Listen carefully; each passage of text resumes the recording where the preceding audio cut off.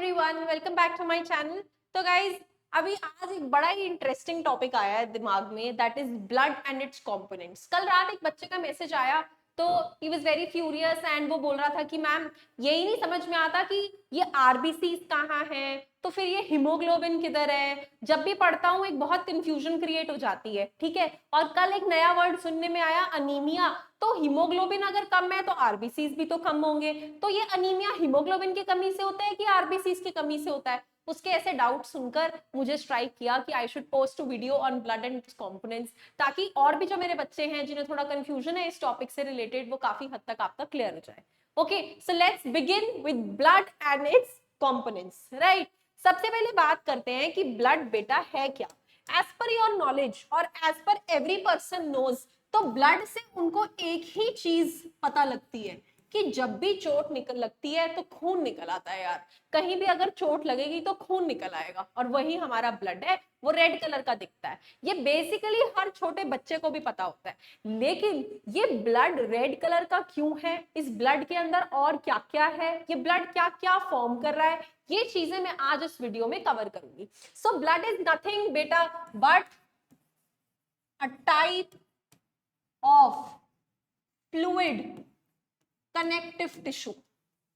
Fluid का मतलब पानी के जैसा, लिक्विड स्टेट में, ठीक है। और कनेक्टिव टिश्यू मतलब हर बॉडी पार्ट को कनेक्ट करने वाला स्ट्रक्चर, ठीक है। टिश्यू क्या होता है वो मैं आपको एक अलग वीडियो में एक्सप्लेन करूंगी, बट फॉर राइट नाउ हमारी बॉडी छोटे छोटे सेल्स की जिसकी बनी होती है, वो सेल्स जब इकट्ठे हो जाते हैं तो वो टिश्यूज बनाते हैं, ठीक है जी। So blood is a type of fluid connective tissue. Fluid connective tissue, ये कनेक्टिव टिश्यू है जो हमारी बॉडी के हर स्ट्रक्चर को कनेक्ट करता है। Now let me tell you कि ये ब्लड के कंपोनेंट्स क्या क्या होते हैं। बेटा ये ब्लड मोस्टली, इसके अंदर एक पानी जैसा स्ट्रक्चर होता है जिसे बोला जाता है plasma, a liquid component called as plasma, ठीक है। और देन उसके अंदर प्रेजेंट होते हैं एक तरह के सेल्स जिन्हें कहा जाता है रेड ब्लड सेल्स। मैंने क्या पढ़ाया था, मैंने ये पढ़ाया था कि हमारी बॉडी का हर पार्ट किससे बना है, सेल्स का। तो ब्लड भी तो हमारी बॉडी का एक पार्ट है, एक हिस्सा है, तो वो भी किससे बना होगा, सेल्स से। तो पहले सेल्स जिनका ये बना होता है that is the red blood cells, and the next is white blood cell, और लास्ट में जो होते हैं दोज आर दी प्लेटलेट्स। तो ये जो चार चीजें आपको दिखाई दे रही हैं, that is plasma, red blood cell, white blood cells and platelets, all the four things combine to form a fluid connective tissue known as blood. और ये ब्लड हमारी पूरी बॉडी के अंदर रन करता है, और जगह जगह कनेक्शन दे रखे हैं इस ब्लड ने अपने, ठीक है। नाउ वी विल स्टडी कि इन पार्ट्स का ब्लड के अंदर क्या कॉन्ट्रीब्यूशन है। Okay, talking about plasma, plasma यार हमारे ब्लड को प्रोवाइड करता है watery content, provides watery content, ठीक है जी। तो बेसिकली उसके अंदर पानी कैसा है, कितना पानी है, ठीक है, लिक्विड नेचर है, वो सब कौन दे रहा है उसको, प्लाज्मा।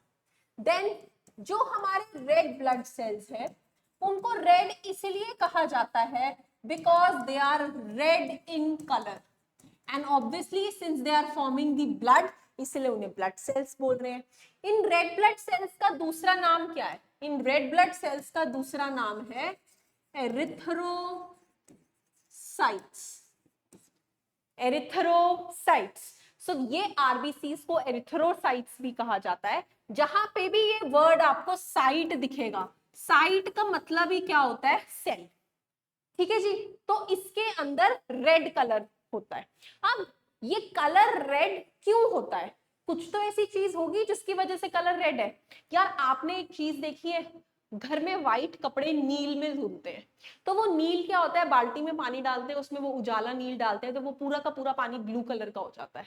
सिमिलरली हमारे आरबीसीज के अंदर भी एक रेड कलर का कंपोनेंट होता है जिसे क्या बोला जाता है, रेड कलर्ड पिगमेंट बिल्कुल उजाला नील के जैसे एक रेड कलर का पिगमेंट होता है नोन एज हीमोग्लोबिन।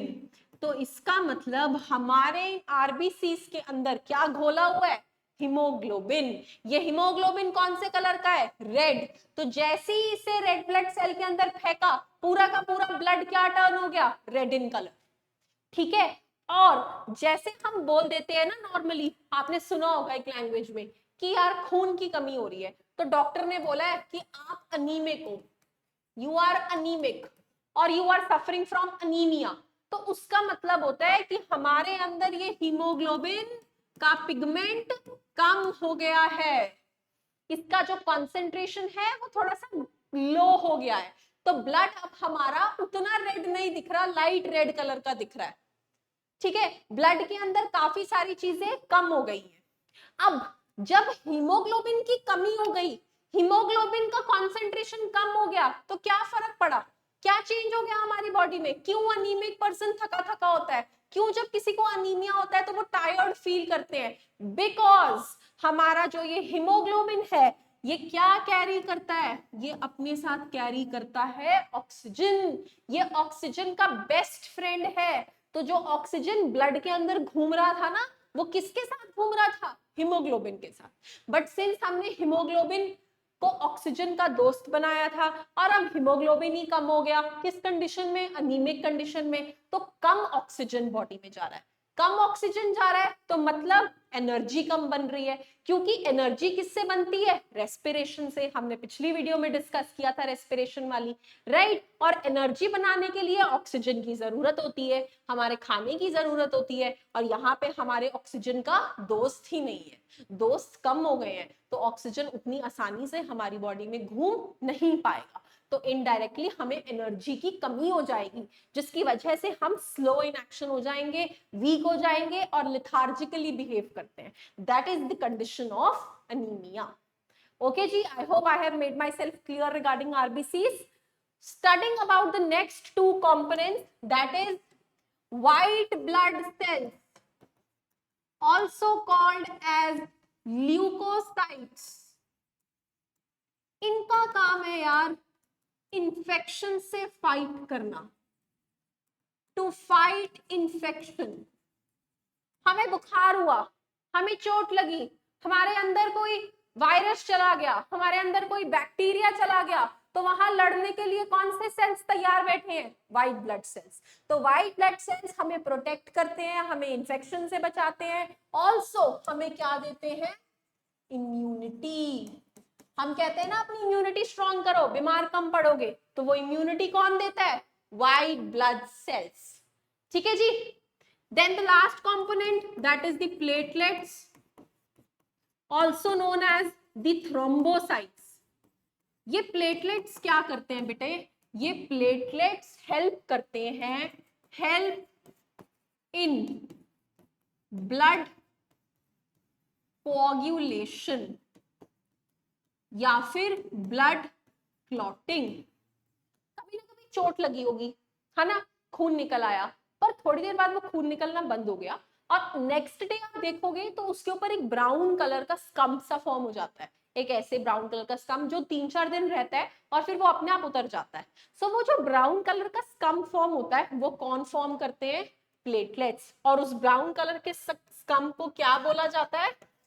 क्लॉट। तो ये क्लॉट बनाने का काम कौन करता है? प्लेटलेट्स। तो जब हमें चोट लगती है और हमारा खून रुक जाता है तो वो किसकी हेल्प से रुकता है? प्लेटलेट्स की हेल्प से। ठीक है जी। So these were the basic, very basic points of blood, जो जब हम डिटेल पढ़ रहे होते हैं ना यार, तो बच्चे कहीं ना कहीं इस चीज को भूल जाते हैं and then they get confused और कॉन्सेप्ट्स उतने अच्छे से अपने दिमाग में नहीं बिठा पाते। So here this was the video for you guys, ताकि आप लोग ब्लड को अच्छे से समझ पाए। Thank you so much. Stay with me for more videos. Thank you.